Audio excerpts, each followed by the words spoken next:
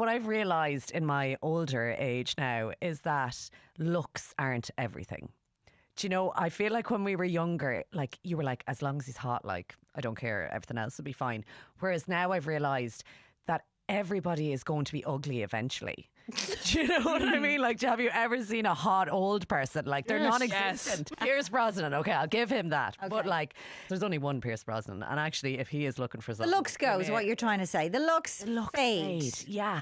So. And I feel like I'm really leaning into this now where I'm like, what other things can I find attractive about you? Do you know, like, laugh. Like, someone could laugh me straight into the bedroom. Like, if that, but like, it's so rare. And I feel like I've got kind of a weird humour and that's kind of dark. And I'm like, oh, if you have that as well, I'm like, okay, you're instantly more attractive to me. So basically, they can be rotten and funny. That's rotten and funny. She's looking for.